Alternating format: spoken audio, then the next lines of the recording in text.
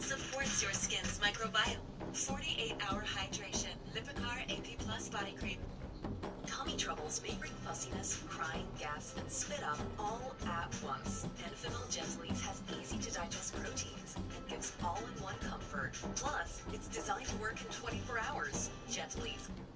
Buenos dias, all! RGT85 here. Hope everyone is having a great day. We've got video game news to talk about, though. A couple different stories going on that I definitely want to cover. If this is your first time on the channel, welcome. Be sure to hit that subscribe button, like, comment, and share the video if you really enjoyed it. But without any further ado, let's talk about what's going on in the world of video games. And we're going to start things off with Sony, because it looks like Sony is once again buying up another studio. Now, this is something that's been happening a lot lately. You know, Microsoft is buying up studios. Sony is buying up studios. Studios are forming into other studios. Studio. Like, it feels like a Phil Collins song. I can't believe Phil Collins is retired now, though. He looked really bad in his last concert. Anyways, it does look like Sony is acquiring yet another studio. And it's an interesting studio because it's someone that I'm really surprised that they weren't purchased, like, when they started out. I believe Sony helped fund some of their projects, that being, like, the one project that they've done. And that is, of course, Kojima Productions, known for Death Stranding, and the Death Stranding other edition. I don't remember the Death Stranding, like, enhanced. It was enhanced edition. I gave it some sort of stupid name at the end of it. But, yeah, so some of the simulations that was actually on PlayStation's own website itself. It seems like they completely the official PlayStation Studios website, Bradley People,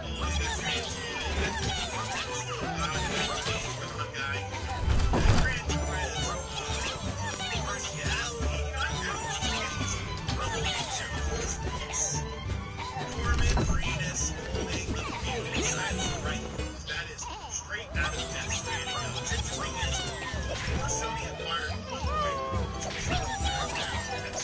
they actually did something similar where they had that in PlayStation Studios banner, and then they were like, oh, wait, no, we're just kidding, and then, of course, they announced the purchase of it. So, this is looking like that's what's happening with this, because this is, I mean, Sony's supposed to look through their really saying that Kojima Productions is their own studio, and they're the greatest Phoenix. You know what this is mean in the grand scheme of things? I mean, it's a good acquisition.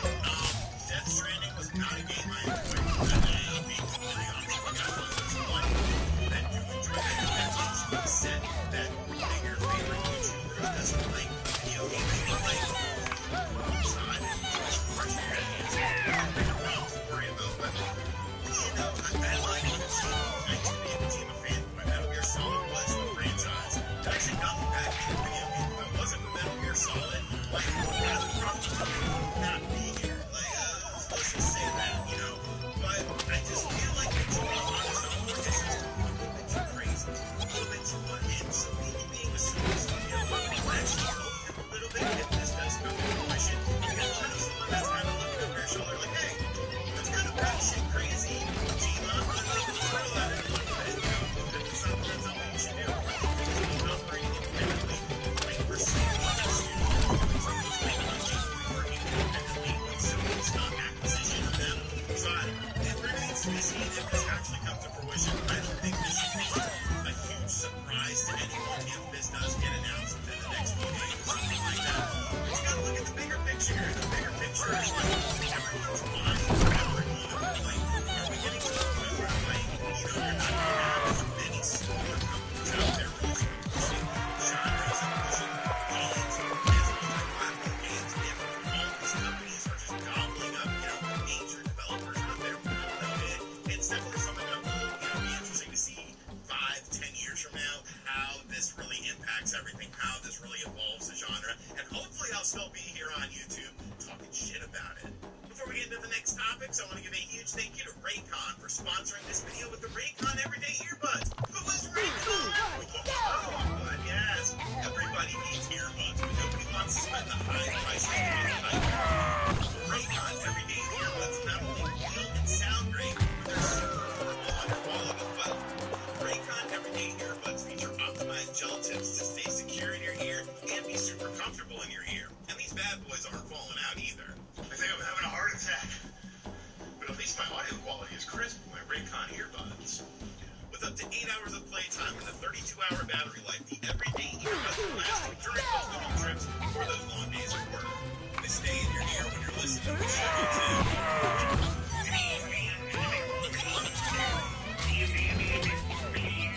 Plus, like I said, they are super affordable.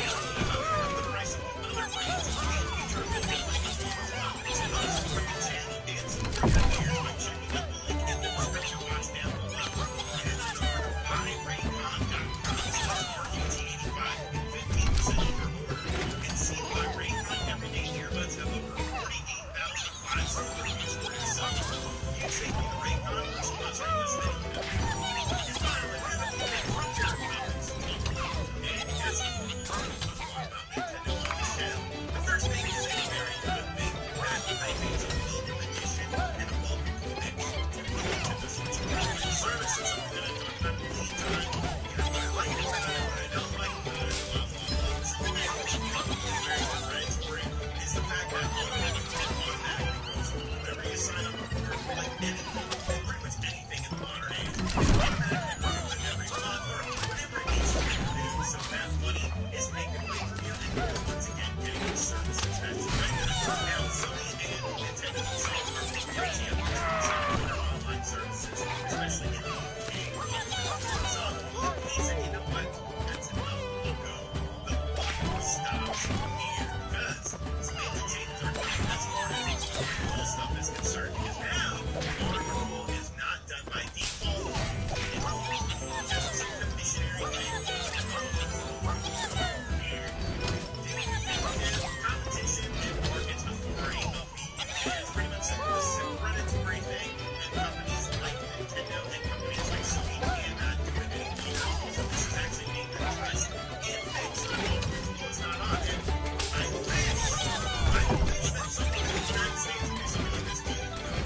How many damn things I've signed up for with auto renewal that I haven't used in years. I see the money come out of my account, and I'm like, I don't even know my login for this. I don't even know how the hell I'm supposed to cancel this in the first place. So you're just taking like my money. Over time, you know, that's like 280 a year. If you add 10 times 12, you know, that's $160. Shit, $60. But yeah, I think like this. I think it's a great thing, and I'm glad to see that at least the UK is doing this, but I wish it was done stateside as well. But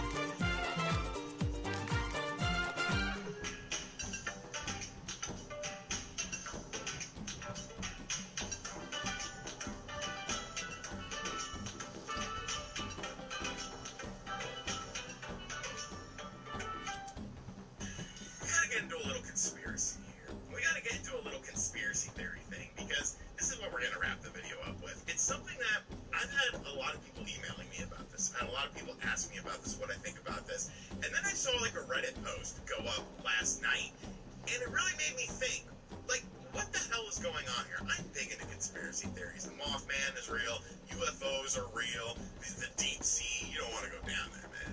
There's some crazy shit down there. But I believe in a lot of conspiracy theories, and even if I don't believe in it, I like to research them because I find them fascinating. You know, I find trying to connect the dots to be really fun. But there's a conspiracy going on right now with the Nintendo Switch Online service, and it's a big conspiracy. It's a big conspiracy that nobody is talking about, so we are going to talk about it. What is this conspiracy? They're holding back controllers. Follow me on this, all right? The NES, of course, with the Nintendo Switch Online and the Switch Online expansion pack, you have more games added to the service, you have more system added to the service. It seems like it's pretty damn easy to use a Super Nintendo or Sega Genesis controller to go alongside it.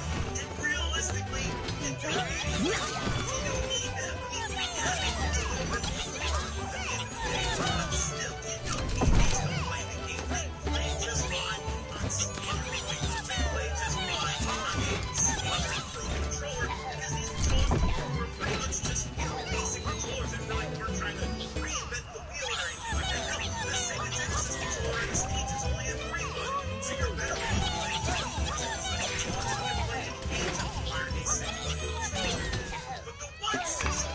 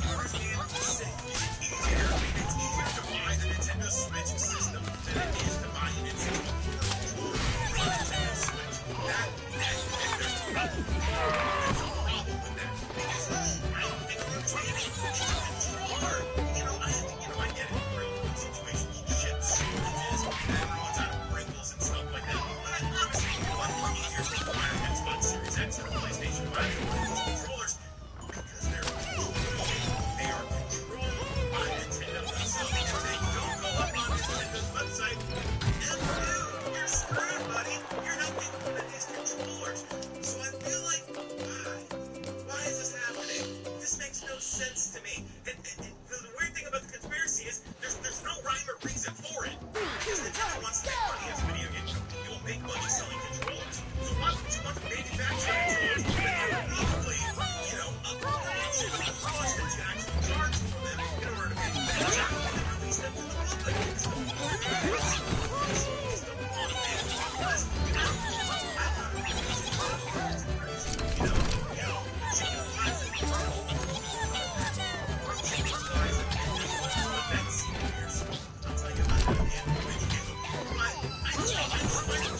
I find it bizarre. I've been some people reach out to me, email me about this, and this is a thread over on Reddit. I'm like, there's really anything alternative controllers out there.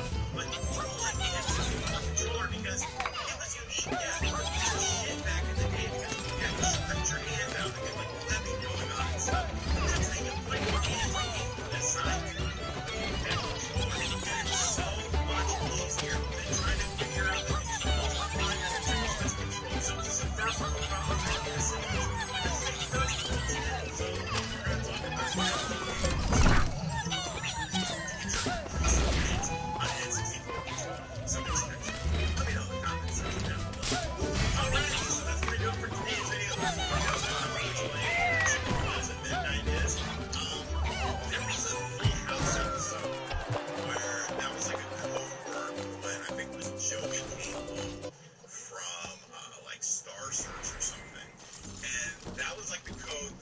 Stephanie was supposed to say the chicken flies at midnight or something like that. And I just found that really funny. So in high school, me and a bunch of my friends, I was like, yeah, let's try to start something here. And they're like, what? And I was like, let's just go up to people and like whisper in their ear, the chicken flies at midnight, and see what happens. So we just started doing that. We would just walk around to people, like people we didn't even know. It's just like, hey, come here. The chicken flies at midnight. And it ended up becoming a thing where like the principal was like accosting us. I'm like, what do you got? What does that mean? What does that mean? It's not just how stupid humanity is that something like that, just something completely off the wall can start a situation. I was a piece of shit as a kid. Anyways, guys, I hope you guys enjoyed this video. Shoutouts to Raycon for sponsoring this video. Seriously, get you a pair of Raycon everyday earbuds. They are really good. I use them when I'm working out. Yes, I work out every day now. I use them when I'm washing my car, all sorts of stuff. Very quality products. Link in the description box down below, and as always,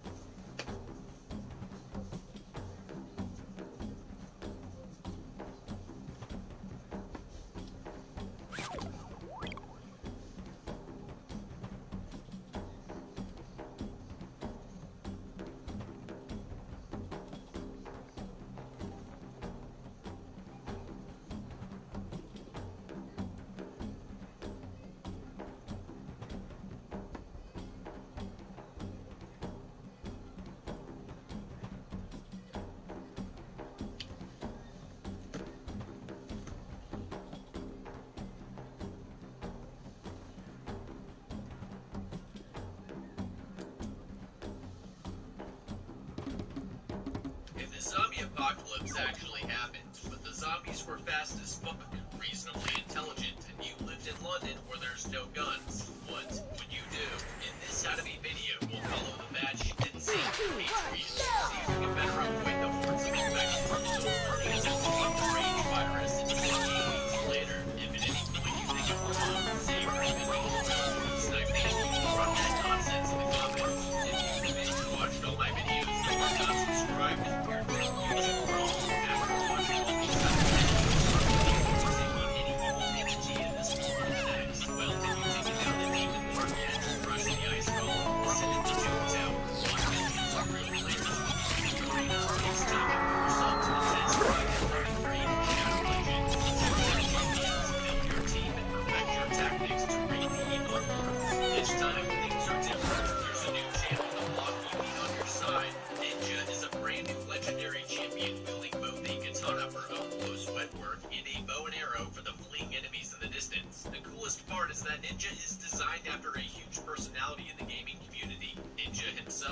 After Shadowkin raiders slayed his Bannerlord family, the infant ninja was taken in and taught the art of shadow and war by the Shadowkin. There, he became their most fearsome weapon against the evil demon spawn hordes. Ninja's available for free right now, but only until October 15th. After that, you won't be able to get him. Raid's also running special fusion events for legendary champions, PvP tournaments, and released 5 badass new champions. Get a head start in Raid by hitting the link in the description or scanning by QR code, and you'll receive an epic hero Chinoru, 200,000 silver, 1 XP boost, 1 energy refill, and 1 ancient shard, so you can summon an awesome champion as soon as you get in game. All this treasure will be waiting for you here. Rewards will be available only for the next 30 days and only for new players. We start out following Dawn and his wife Alice, surviving the outbreak, which occurred 28 days later. Movie that people are willing to give me shit for not covering first. This isn't Dawn and Alice's house. They live in the city, but luckily managed to get out during all the chaos,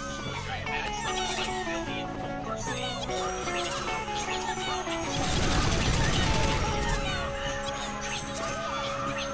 It's been a week or so since the outbreak, so the zombies are relatively fresh.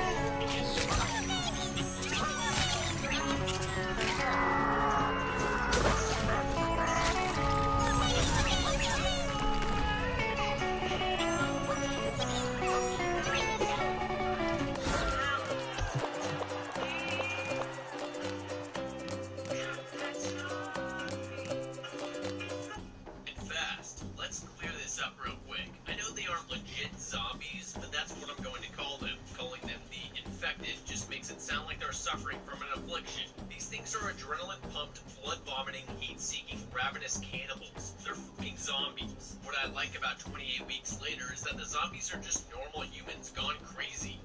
There's no magic bullshit like in Dawn of the Dead where the zombies don't die from anything other than a bullet to the head. Infection, dehydration, starvation, and blood loss are lethal conditions for those infected with the rage virus. Human mouths are filled with bacteria and will cause severe, potentially deadly infections if untreated, which will be the case because zombies don't go to hospitals. These aren't bites from your bastard 5-year-old nephew that barely breaks skin. These are full-grown adults trying to eat your face off and rage virus also causes extreme hemorrhaging and zombies can poop blood everywhere. Infection and blood loss are going to cause the first 10 to 20% of the zombies to die out within the first days or weeks. 80% of the zombies that survive their initial wounds will be faced with starvation and dehydration. Some zombies eat or drink or escape because they were too busy trying to not get murdered by everyone. It's not safe for them to assume that the infected will eat or drink by scavenging, cannibalizing each other for assistance, hunting animals, and drinking whatever water they find. Don't just walk into town assuming that everyone's died of the nation and realize your hypothesis was wrong.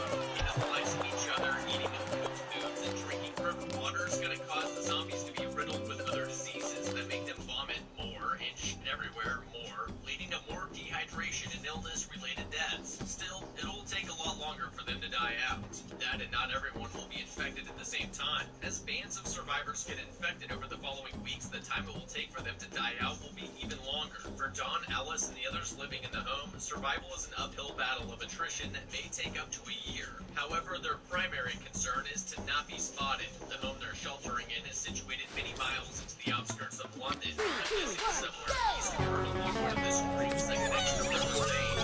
Far enough that the millions of infected in the city won't find them.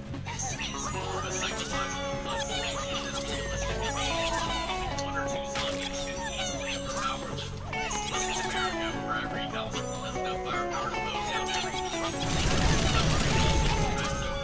super down the road so they can do it again. This is Britain. They have deadly shooters in the way of guns, which is about the only way you can fight those infected with the rage virus. Getting a full face fight with them is pretty much guaranteed death. Just one scratch, one spit on your eye, and you turn into another zombie trying to kill what used to be your family. If they need to go outside for any reason, they need to do it under the cover of darkness. It is possible the zombies don't sleep from the uncontrolled anger they're experiencing, and that they are actively trying to hunt down any uninfected humans night and day. Humans can't stay awake for weeks, even months without sleep or with micro naps. They should assume they're still being hunted at night, but at least the zombies will have more trouble seeing them. The human sense of smell isn't that great, but any scented candles or cigarettes should be avoided. They also have a hell of a lot of china propped up high. If someone knocks that over while a zombie's rummaging through their garbage, they're all dead. Package all that shit and put it on the ground.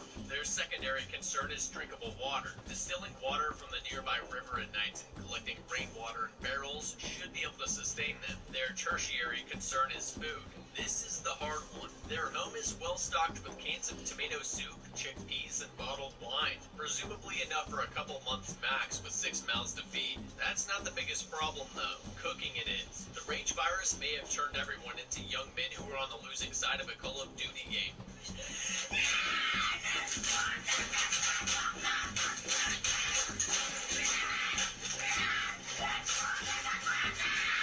But they still have eyes, ears, and noses. Well, most of them. Some may have their noses bitten off. Point is, the smoke billowing out of your chimney might as well be a dinner bell for all the starving zombies nearby. You're gonna want to cook at night only, very briefly, and moderate how much smoke is being put out at once. If I can smell someone barbecuing from a block away, you better bet zombies can sniff out the Chef Boyardee you're cooking on your wood stove. It's not even just the zombies you're fighting.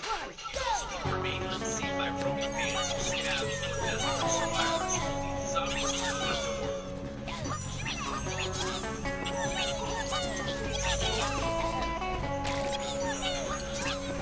Great. Someone saw the smoke coming out of your chimney and decided to go for a wood stove. And it's the person you lose the situation. You let the kid die and have to live with it. Put it in another mouth.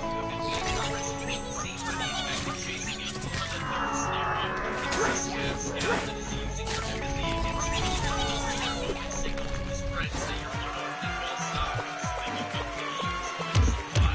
Personally, and I know I'm saying this from my puppy chair with no skin in the game, I'd let the kid die. His screaming indicates immediate danger with zombies in close vicinity behind him, possibly within eyesight, in which case opening the door is a death sentence. If he ran over here and had lost the zombies, he'd be more discreet about it. Then again, they've been cooking up a feast, so at that point the zombies were already onto them regardless of the boy knocking. The young lady opening the blinds to see if her missing boyfriend was out there is beyond moronic. The zombies chasing the boy are probably lurking around the house looking for him, and if her boy toy is out there, he's probably undateable. The fact that the infected haven't barged through your home is lucky enough. If you're gonna look outside, it'd be better to do it from the attic so you aren't at eye level with the infected. This is what happens when you try to hold up with too many PTSD-stricken people in the apocalypse. Someone is...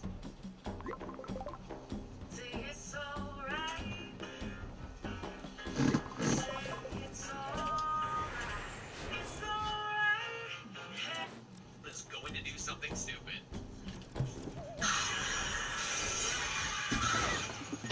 Holy shit, those wood barricades did nothing. Who was this zombie? Jean-Claude Van Damme? Helping whoever's under attack is a waste of precious time. One scratch and the person you're helping is going to be trying to kill you. You're all basically dead now unless you have a stocked vehicle in the shed with the keys to the ignition, or a super secret crawl space you can all quickly hide in. Also, everyone should have had something on them that they could use as a weapon at all times. Basically, carbon sticks in each room. I know I said fighting is futile, but if you have to fight, it's better than barefoot overalling. Seriously, you can't cover their windows up with styrofoam painted from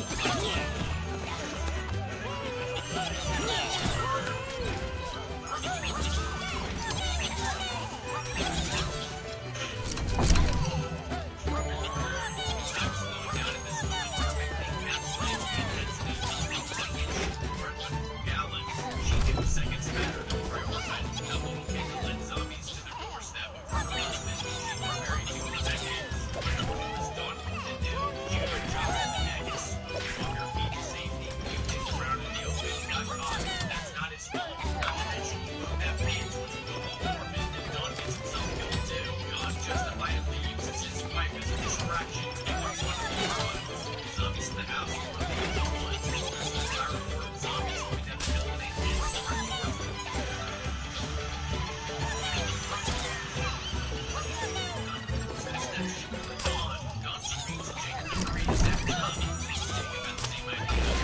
Starts the motor while Jacob untethers the boat. The zombies right on his ass and takes the boat. Don tries to jump in, advances this thing landing and ends up in the waters. Don kicks and zombified Jacob off and manages to destroy the rest of the infected.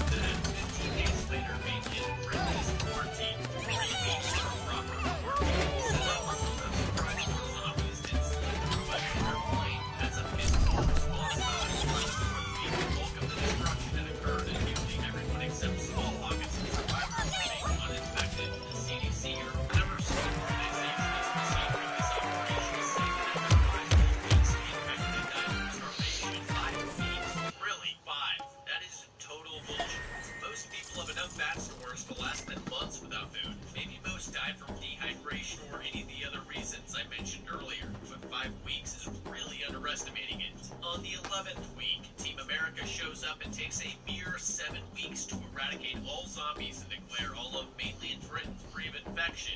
There is no way every nook and cranny of every structure, let alone every square mile of countryside, was cleared in 7 weeks. Even if all the infected humans were destroyed, rodents could be harboring the virus and pockets of survivors could also pose a danger. At 24 weeks, they begin reconstruction of the damage done. 4 weeks later, all the damage done by the zombie apocalypse was repaired. Yeah, right. It takes the government a year to redo a street, but the entirety of London was patched up in 4 weeks. At 28 weeks, they start moving people back in. No sane, intelligent person would trust their government's word that they eradicated a zombie infestation in 18 weeks and that it's safe to move in. London would have to be a giant nuke crater for me to consider moving back in. I think I'd just get citizenship somewhere else. No one told me that we're now admitting children. Oh, that's where you draw the line. Children, not the completely insane idea of migrating tens of thousands of people back into what's realistically still an infected hot zone, not 4 months after the first military unit arrived in the country. I'd be less worried about moving into Syria. Okay, not really, but it's close enough that voluntarily choosing to go is batshit insane, as evidenced by the soldiers present every 10 feet you walk. You'd think all of these former residents that managed to catch the last flights out of Britain during the outbreak would have been tracked down, quarantined, and assessed as soon as they landed into populated areas. But no, the military is checking for signs of infection on their return to post-apocalyptic London. So by their logic, in order to be allowed into the infected zone, you need to prove you aren't infected by getting eye-popped at the interim airport optometrist. The military's plan is to clear the Isle of Dogs sector.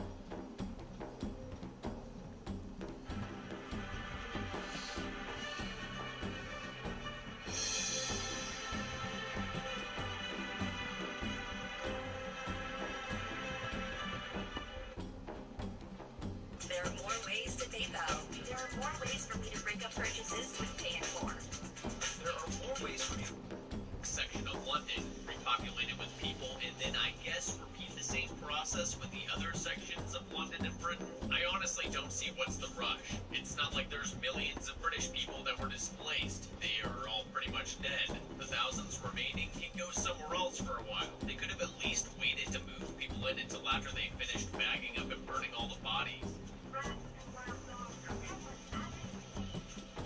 Not to mention you're surrounded by 40 square miles of uncleared infected city, potentially inhabited by thousands of the living dead. Even if the humans are all dead, did nobody think that maybe these rats and wild dogs could be spreading or carrying the disease? They also failed to mention that there might be bands of survivors that are dangerous and on edge, and may kill you if they think that you're infected. But yeah, you guys are safe. There's just some stray dogs to watch out for. The tour guide tells them that 15,000 potential zombies have already moved into District 1. They have hot and cold running water that may or may not be sterilized, and even a pub. That last one sure gave everyone quite the chuckle. You dumb fucks. You're walking into one of the most dangerous places on the face of the planet. You giggle because some soldiers fixed up the Winchester Tavern and stocked it with Natty Light. I guess it makes sense considering you were dumb enough to volunteer for this experiment in the first place. If you were concerned about living standards, London should have been at the bottom of your list. We don't fully understand the virus yet.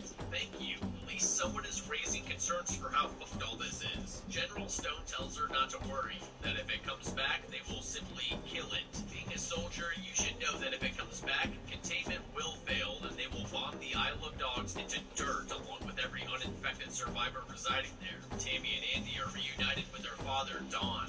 After the little mishap at the cottage months ago, he cruised right into a military camp where they promoted him to section officer. He's in charge of making sure this show has enough electricity, so the military in their infinite wisdom gave him an all-access backstage pass to even the most secure areas. That decision definitely won't come back to bite them in the ass. Don shows them the penthouse suite that they'll be staying at, and sits them down to have a little chat about why their mom isn't there. Have a good time.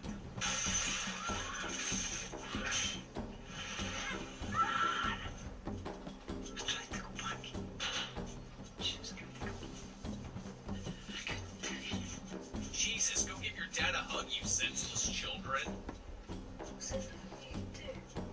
No, like he said, there was nothing he could do. If there was, don't you think that he'd have done it? Give your dad the benefit of the doubt for fucking frolicking in Paris in complete safety while he lived in a constant life-and-death situation with masses of copped-up cannibal lunatics trying to slaughter them. Doyle and all the Delta snipers are providing overwatch at night while everyone attempts to get a decent night's sleep. You'd think it'd be hard when your apartment is at the epicenter of the deadliest viral outbreak mankind's ever faced, with millions of dead bodies surrounding your island that experienced unimaginable horrors in their final moments. I'm sure Flint could have gotten a nice room, but I get it. I'd be sleeping in my chopper seat ready to go at a moment's notice too. He's flying a variant of the Gazelle helicopter, which can't have doors on it. Why he chose to remove them in this environment beats me.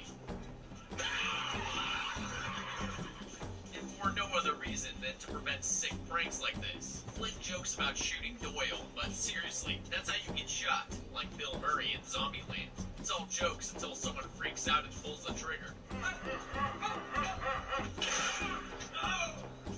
Naturally, the first day after the kids arrive, they somehow think it's a smart idea and somehow manage to sneak out of a highly guarded quarantine zone to go explore the restricted zone without being shot or immediately captured. Tammy wants to snag the keys to the scooter, which isn't a terrible idea if you're hell-bent on exploring restricted zombie-plagued areas of the city. Should a runner bust out of a shop and give chase, you do not want to be on foot. At least she got the helmet for Andy. Safety first. Tammy and Andy reach their former home and split up to raid their own rooms. Andy gets his picture of his mom and hops around on the trampoline before heading back in to find Tammy. Only he doesn't find Tammy. To his surprise, he finds his non-zombified, very much alive mom who's been holding out in their attic. She must have had some sort of immunity to the virus. The zombies just moved on thinking she was infected too. Alice had no way of knowing about the military camp and decided to sneak back into town to try to ride it out. If I was her, I'd try to find a new shelter somewhere further into the countryside. The city would have been packed with zombies. Yes, she has an immunity and the infected probably won't attack her since they let her go after infecting her, but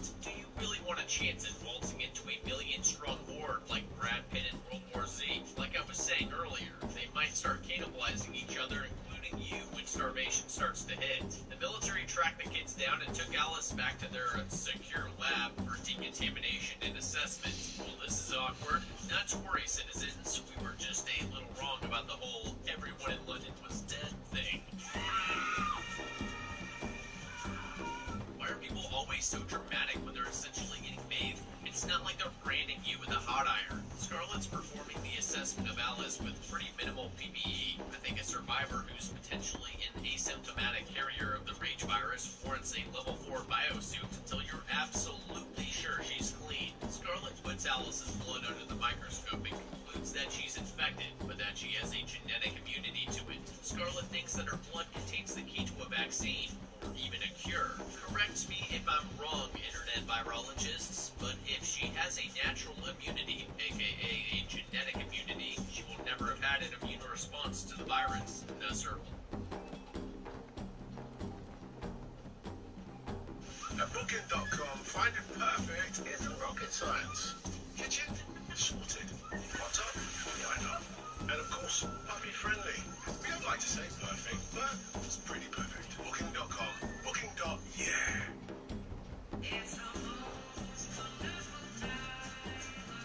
Children's Claritin, the 24-hour non-drowsy allergy brand that pediatricians recommend most. Her blood doesn't contain the antibodies necessary to create a vaccine nor a cure. Even if there were living infected people, which there aren't per your estimations, and even if you were able to create a cure with her blood, which you can't, how would you plan on administering it to the zombies? And what's the plan for rehabilitating and reintegrating ex-zombies? Clearly you're not qualified for this position, nor have you thought through the realities and logistics for this situation. I'm not saying they should kill Alice because she's useless and dangerous, but they should kill Alice because she's useless and dangerous. General Stone's one intelligent decision in this dumpster fire is to incinerate Alice since she poses too great of a risk. And herein lies the pinnacle of stupidity in this movie. The fucking maintenance man has access to containment quarters for possibly infected survivors and labs, which are totally unguarded by soldiers and unmonitored by surveillance cameras. The TSA had a 50 cal machine gun trained on the people entering the infected zone, but the sole survivor of the apocalypse who's a carrier for the disease effectively doesn't have a locked door. You'd think that they'd piece together that Alice is Dawn's wife wife. Dawn has the dumbass all-access pass to their infected labs where she's kept, and maybe he'd want to pay her a visit. Nah, totally unthinkable. Dawn ignores any safety precautions or general common sense and starts making out with his detained and shell-shocked wife that's strapped to a chair because she may be infected. Doesn't take long for the virus to kick in.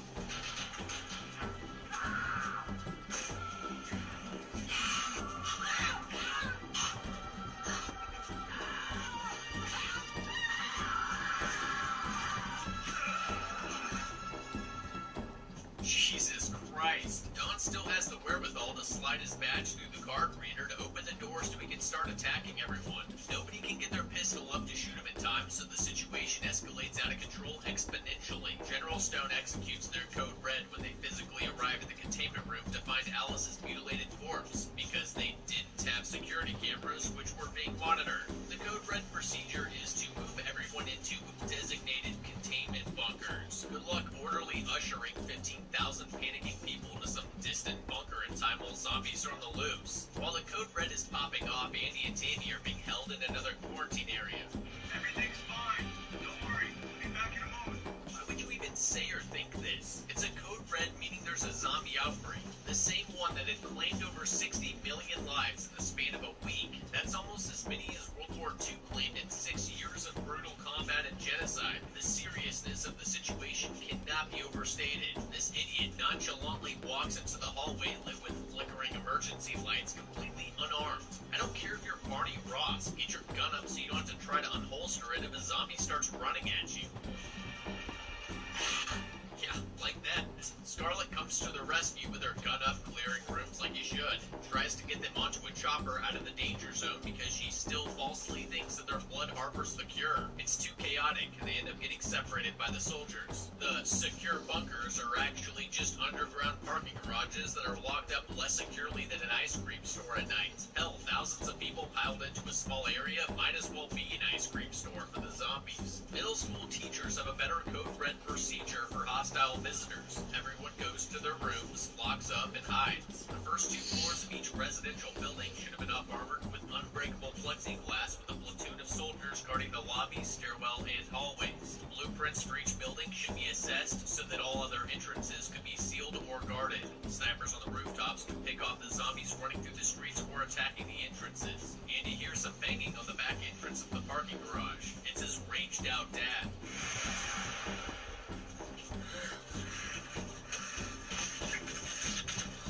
That door even have a lock on it. So much for a secure containment area. All the survivors crammed into this garage just became an all-you-can-eat zombie buffet. Andy climbs up onto a car and escapes through the vent shaft, which is a pretty clever move compared to everyone else screaming and running for the same locked door. It was insanely lucky that the shaft was right over a car, that it could be opened, and that nobody else tried to follow him. The chained and locked front entrance didn't even stop the horde. The military really didn't think this through. At least tell me they have a flamethrower or nerve gas grenades? Nope, just a few soldiers with M4s. Great. Initially, the soldiers try to pick off the infected, but it's near impossible. Within seconds, General Stone gives the order to abandon selective targeting.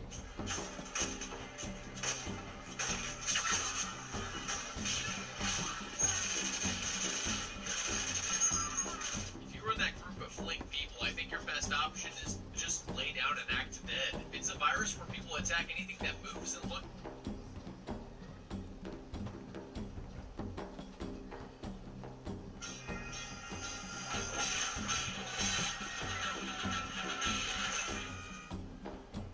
Lipicar AP Plus Body Cream. 48-hour hydration. La Roche-Posay. Moves and looks uninfected. If you're still, they will probably run past you. That and you're far less likely to catch a bullet from the soldiers. Scarlet gets on the comms to tell all the soldiers to spare and evacuate a little boy. Andy shouldn't be too hard to spot. He is the only child in District 1. The problem is that she failed to give the soldiers a legitimate reason not to kill him. Andy better hope he doesn't end up in someone's sights. I actually think that all the soldiers should be actively targeting Andy. His genetic immunity won't enable them to make a vaccine or cure. It makes him an inconspicuous carrier of the virus, which makes him far more dangerous than the zombies. Why Andy decided to pop out of the ventilation shaft right in the middle of all this is beyond me. Doyle saves Andy with a clutch shot shot and some store owner waves him into safety. The snipers aren't too smart either. They didn't secure the rooftop hatches, and now they're getting attacked. Compared to the dumbass zombies in World War Z who ant hill up a building side to get to the top, the rage infected are pretty damn intelligent for spotting the snipers from ground level, navigating their way through the building and finding the roof entrance in order to attack them. In yet another stroke of bad luck, Tammy and Scarlet were at the shop Andy was drawn into. Scarlet says the obvious, that the military is going to exterminate this entire area now. They need to find a way out of District 1 before it gets nuked, while avoiding getting eaten by zombies or shot down by snipers. Doyle heard Scarlet's bullshit call for help about the VIP child earlier, headed down to help. That, and unsurprisingly, the military didn't line up helicopter extractions for their own snipers. He says that right now the snipers are preoccupied with shooting the infected running around. Now their night vision scopes have a fairly narrow field of view. If they sleuth around under the cover of darkness, they have a chance that the Z's and snipers both won't see them. Not that they have a choice, because this place will likely be nuked within the hour. They need to get into the restricted zone and commandeer a vehicle they can drive back to base, or find an LZ that Flint can pick them up at. Doyle makes sure that everyone's on his ass and moves out for the restricted area. He's got a rail-mounted night vision scope on his AR, but no suppressor. The lack of suppressor is a real problem. If he fires, everyone, sniper and infected, will hear it. Flint and Doyle get comms, and Flint lets him know that in 4 minutes, District 1 will be firebombed into a hellscape. Flint tells him to go to Regent's Park for extraction. Why? That's like 10 miles away. Doyle should have given Flint his current location so they could coordinate a closer LZ, like Greenwich Park that's just south of them. With only a couple minutes until they get turned into crispy critters, there's no time for lollygagging. They need to sprint for the water or Greenwich Foot Tunnel. What are the snipers still doing in District 1 if the whole place is minutes from being firebombed? Luckily, he only killed a few randoms that nobody cares about. He did clip Scarlet's leg, though. That's gonna be a problem. Sorry, Scarlet, but if the infected start chasing us, you're on your own. He's panicking, no more. Dude, he blasted your Saving Private Ryan mirror right out of your hand immediately with 1 or 2 shots from a tough angle and distance. I'd say he's good. I think Doyle's just saying that to give his bait, diversion, the confidence to run out there so he can get a clean shot. He instructs Sam to run in a zigzag pattern to throw the sniper off. This is generally considered to be bad advice because it slows you down, thus making you an easier target. Sam justifiably doesn't want to play bait, so Andy takes off and executes a perfect serpentine maneuver. The sniper now somehow misses every shot and gets dropped by Doyle. Doyle's group hauls ass to the Greenwich Tunnel, just narrowly avoiding the firebombs. They weren't the only ones, though. The delayed firebombing doesn't seem like the best way to handle the situation. If they actually had secure bunkers, they could have pre-installed nerve gas bombs all throughout the district. Upon code red and everyone's successful migration into the bunkers, these bombs would be set off and all of District 1 would be safely fumigated without harming the civilians. The survivors eventually make it to Regent's Park. Problem is, there's zombies out here too.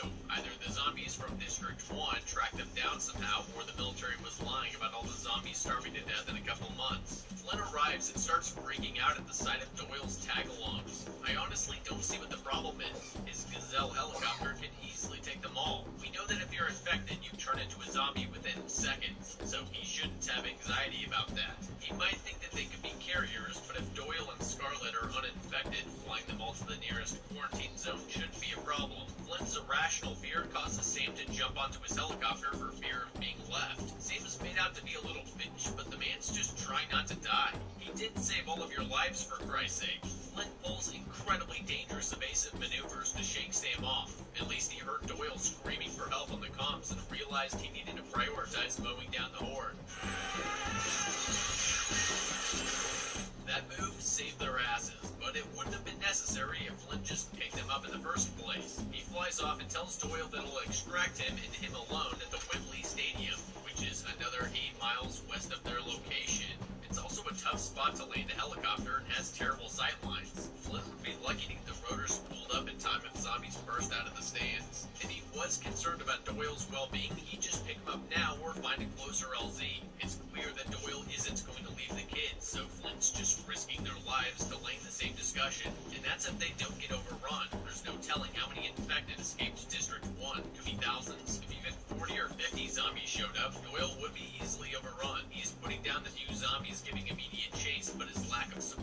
just constantly giving his position away and attracting more zombies. Flynn is also a piece of shit because there's no way he didn't see the giant cloud of poison gas rolling towards them and cutting them off from the LZ. Caught between the zombies and the toxic gas clouds, they jump into a nearby car that luckily was unlocked.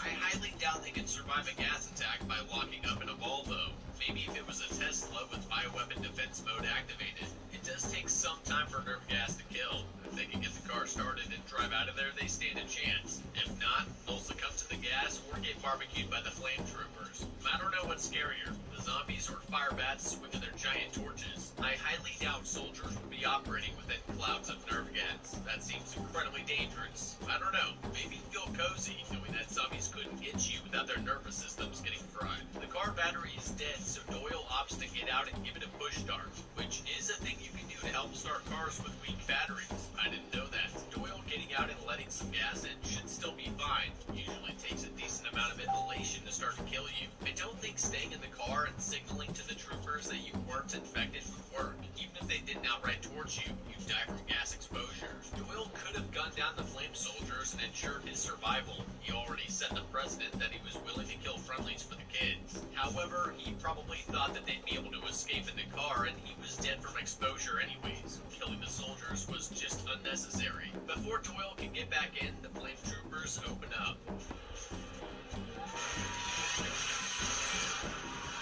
Doyle should have handed Scarlet the radio so they'd have comms with the chopper and so she can explain why the kids are necessary. Without it, Flynn is likely to leave them on site again.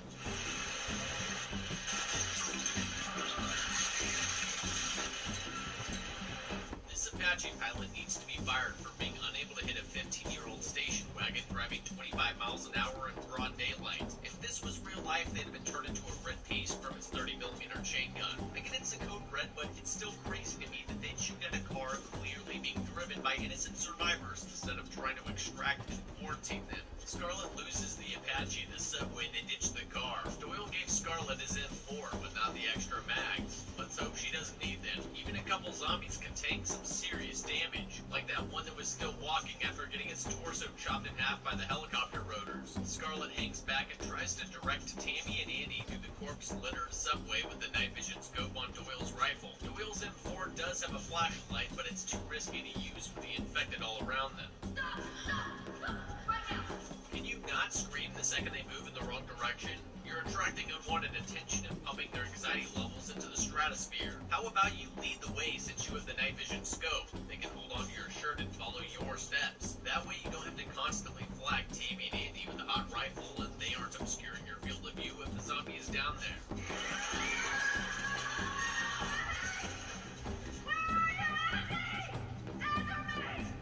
Why Tammy and Andy don't just get up and say they're okay is beyond me. You tripped and fell. You can still talk.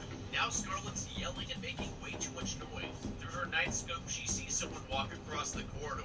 Now would be the time to turn the flashlight on. The night scope has too narrow of a field of view and is too fuzzy with no ambient light.